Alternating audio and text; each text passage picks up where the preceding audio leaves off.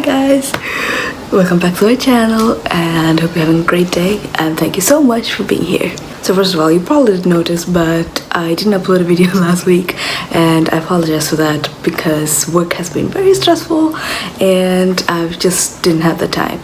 Anyway, so let's get back to the video now. I'm so excited for this video because this is where I talk about all the books that have stolen my heart for as long as I remember. So grab a coffee, grab a tea, whatever kind of beverage you want because this is going to be a long video. So before I get started, I just want to mention that I will not be talking about the books that I mentioned in my previous videos, which I will link up there. And I also want to mention that Harry Potter will always be a favorite series of mine. Nothing will ever change that. But I do want to say that I don't advocate, nor do I agree with any of J.K. Rowling's ignorance, and I do not support her at all. Yeah. So before I get started, I just want to mention that this list will include book series and standalones because I just want to include all of them together. So these are all my favorite books of all time, and they're not in any particular order, so let's get started. The very first book is Daisy Jones and the Six by Taylor Jenkins Reid. This follows the band Daisy Jones and the Six and the in and outs of being in a band, being in the music industry, and it's told in a series of interviews, which might not sound interesting to a lot of people, but I highly recommend you actually pick it up and just read it because you will read it in one go. After I read it, I just laid in bed, just staring out the window, not the window, the ceiling, just thinking about it. TJ Reid has a way of doing that with her books, and this is one of her books that's on this list. I highly recommend this. So the next series is the Illuminae Files by Amy Kaufman and Jay Kristoff. There are 3 books in this series: Illuminae, Gemina, Obsidio, which is the final book. So I'm not going to hold all 3 books, I'm just going to hold this one. This series is one of a kind. You have to read this if you love books. Even if you don't love books, you can read it. It is told in a series of hacked interviews, messages, redacted medical records, CCTV footage, and it actually looks like this. There'll never be a trilogy like this again. Even if there was, I highly doubt it'll be this good. I love it. I love it so much. I've already read it 3 times and I plan to read it again. So the next one is also a series, and that is called The Shades of Magic by Schwab.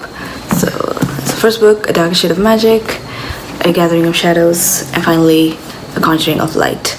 Now I always say if you're a big Harry Potter fan like I am, you will love this series. There are 4 Londons. First one is Grey London, which is our London where magic has ceased to exist and people have forgotten about it, except for a few. Then we have Red London, which is where our protagonist Kel is from, and his London has thrived on magic, and it's called Red London because of the Thames, and the water there is red. And then we have White London, which has been enslaved by dark magic. And then finally Black London, which has fallen due to dark magic taking over. There's a line in the book that actually explains all these Londons beautifully: the starving white, the ripened red, or the defenseless grey, which sums up all the Londons in one sentence. So the story follows Kel, who finds a stone from Black London, and the series of events unfold as he tries to get it back to Black London with the help of a thief from Grey London called Lilabard. And that's basically the story, and I don't want to say anything else because you have to go into it knowing as little as much, and it's great. It's one of my all-time favorites. I've read it twice. The next one is Turtles All the Way Down by John Green. Now I don't remember much about the story because I read it a while ago. All I remember is that there's a fugitive and a cash prize for his capture, and in the heart of the story is Asa, who's battling with severe OCD and anxiety. No, I do not have severe condition of OCD and anxiety, but reading this made me understand what goes on in a person's mind when they do have severe condition with obsessive compulsive disorder and anxiety. And it was a revelation. It made me realize how dangerous the mind can be, how dangerous, how scary this illness is, because it can literally take over your entire thought process and make you go into a spiral, which can be physically and mentally exhausting and painful, and something that's never gonna lead to anything productive nor positive. Great read. I read it twice. I gave it 5 stars. I love John Green's writing, especially this one, and I highly recommend you pick it up. The next one is the second Taylor Jenkins read on this list, and that is The 7 Husbands of Evelyn Hugo. Evelyn Hugo is the actress we need in real life. The story follows Evelyn Hugo and how she has agreed to finally give an exclusive interview about her glamorous and scandalous life, and she's only agreed to do this with the journalist called Monique. She doesn't say why, but she says she's only willing to talk to her. TJ Reads has a way of making you care so much for these characters that you really don't want anything bad happening to them. I cried so much reading this book. It was so captivating. The writing is incredible, and the story is just heartbreaking. It's fantastic. I know it's very ironic to say that, but it really is. I give this to all of my friends, and none of them have read it because my friends don't read. If you do read, just pick this up and give it a try. It's fantastic. The next book is an audiobook which I read, and that is Prisoner B387. Yes. By Alan Gratz. So this was based on a true story. This follows Yannick, who survived 10 concentration camps in World War II. 10 places where he was starved, tortured, and worked to the bone by the Nazis. This war was one of the greatest tragedies ever committed by mankind, and it should not be repeated again. Reading this was heartbreaking, it was raw, and it was just so tragic. I highly recommend you pick it up though, because it's good. It's really good. The next one is something that you all probably know already, and that is The Shining by Stephen King. It's such a pop culture book. It's mentioned in so many TV and movie, but I want to add it to my list because if you don't know what this is about, it's about Jack Torrance and his family who stay at the Overlook Hotel when he takes a job as a caretaker during the winter when nobody's occupying it. The hotel is of course haunted, and you get to see how Jack is slowly driven mad by this haunted hotel. This is the first Stephen King I read, and I absolutely loved it. It's one of my all-time favorite books. I haven't read it more than once, but I plan to. The next up is a poetry collection which is called Milk and Honey by Rupi Kaur. It is divided into 4 parts, which is the hurting, the loving, the breaking, and the healing. So it starts with physical abuse, mental abuse, confusion, self-loathing, and then slowly progresses into self-love and acceptance. It's such a wonderful read. You can read it in like a day, and there are like really great artwork done by the poet herself, and yeah, I absolutely loved it. Now the next book needs no introduction, and that is The Fault in Our Stars by John Green. I like this book especially because of how he writes young adults. They are intelligent, complex, and inherently flawed. I especially love the pacing of this book. I was so engrossed, like even before I knew it was over. I read this when it came out in 2012, and I read it again a few weeks back, and it was still just as good. It will always remain as one of my favorite books. The next one is another audiobook which I listened to, and that is Simon vs. the Homo Sapiens Agenda by Becky Albertalli. Now, I watched the movie first before I read the book, before I listened to the book, and this is one of those rare occasions where I liked both the book and the movie. It follows Simon, who is a not so openly gay 16-year-old, and he starts talking to this guy online called Blue, who is also afraid to come out. And then there's this really annoying guy who finds out his secret and blackmails him into setting him up with one of Simon's friends, and says that if he doesn't do that, he's gonna expose that he's gay and that he's talking to this guy Blue. Simon is not so worried about himself because he's not afraid to come out, but he's terrified that it will affect his relationship with Blue, and he doesn't want to lose him. One of the best things about this book is how beautifully it explains how personal your sexual identity is, and how frustrating and unfair it is when somebody else decides when to reveal it, and how uncomfortable that can be.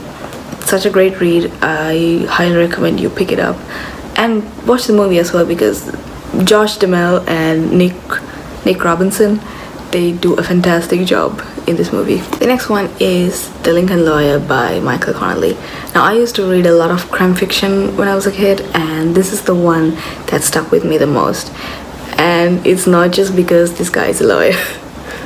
The story follows Michael Heller, who is a defense attorney, and he takes up this case to defend a Beverly Hills playboy who has been arrested and charged in killing this woman who he met at a nightclub. Now, this story follows, it focuses a lot on money and power and morality, which is what's different compared to the other books in this genre. Now, I don't want to say more because there's a great twist at the end. You might see it coming, you might not, but anyway, give it a read. It's really good. And the pacing is really great because there's almost something happening in every page. This book is a non-fiction, and that is How to Be a Boss by Lily Singh. She's one of my favorite YouTubers of all time. I think I got into YouTube after watching her. If I can describe this book in one word, it would be inspiring. It always helps me, motivate me, and it just basically makes me want to get off my ass and be productive. This book itself is very bright and colorful, much like Lily's personality, and the pages are very great quality, by the way, and the words are even better, so it's a great read. Next book is another favorite of mine, and that is The Martian by Andy Weir. There's a great movie starring Matt Damon. I highly recommend you watch that if you don't want to read the book. I'm gonna read what's in the back. I'm stranded on Mars. I have no way to communicate with Earth. If the oxygenator breaks down, I'll suffocate. If the water reclaimer breaks down, I'll die of thirst. If the habitat breaches, I'll just kind of explode. If none of those things happen, I'll eventually run out of food and starve to death. I'm screwed. Basically, that's what happens. His name is... He's an astronaut, Mark Watney. He's a botanist, and he is stranded on Mars, and he needs to figure out a way to survive until somebody comes and rescues him. This might actually sound scary and terrifying, to be stranded on a completely desolate planet. Now, what sets this book apart is his narration. Mark Watney is funny, he's intelligent, he's very sarcastic, and in spite of his impending doom, you actually enjoy reading the book, and you're very curious to see how he's gonna survive. We are nearing the end, my friends. There's only 3 more books to go, and the next one is Sleepers by Lorenzo Calcaterra.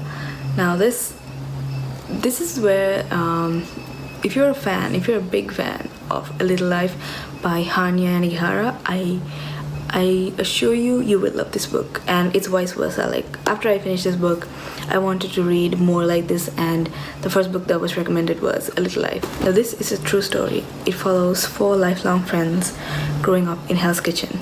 Now, one day, a prank they pull goes horribly wrong, and they end up facing a year's imprisonment in Wilkinson's Home for Boys. The oldest of them is 15, and the youngest is 12. What they experience in prison, the brutal humiliation, the torture, the rape, it changes their lives forever. 2 of them become hired assassins One of them is a washed-up lawyer who cannot escape his past, and the other one is Lorenzo himself, who's the narrator. Now, as you can see, it's a really old book. I read this a long time ago, but that story stuck with me. I can tell you the story even right now. I don't have to look at anything. I remember everything that happened here. It will stay with you for a long time. I love this book so much. The next book is The Confessions of a Teenage Drama Queen by Dion Sheldon. Now, I enjoyed the Lindsay Lohan's movie, when I was a kid, and I found this book in a bargain shop like years later, and I read it. It's very similar to the movie. It follows the same plot and the pacing and most of the story, and it's just a fun, light-hearted read, and it's pretty great. And finally, the last book on this list is The Da Vinci Code by Dan Brown. Now, this book has quite a lot of controversy surrounding it, and I do want to mention that I understand all of it, but this book is fictional. It's not real. Nothing in this book is realistic, but it is such a great read. Dan Brown's stories are always so gripping and they're so intense, and I just love them. What's true in this book is the architecture, the symbols, the documents, all of that is true, but the story itself is fictional. The story follows the murder of this museum curator of Louvre and Robert Langdon, who is a Harvard symbologist, which that job doesn't exist in real life. He's called to consult, and then they discover that this late curator was involved in a secret society called the Priory of Sion, which is a secret society that included members like Isaac Newton, Victor Hugo, and Da Vinci himself. The society guarded a breathtaking historical secret. It is such a fascinating book. This is the first Dan Brown that I read, and it's still to this day my favorite of his works. So that is it, you guys. These are all of my favorite books I have read in my entire life, and it is no wonder it's a long list because I read a lot of books. So if you like this video, give it a thumbs up, leave a comment down below what your favorite book is, subscribe because I do make videos every week, and I will see you soon in the next one. Bye bye.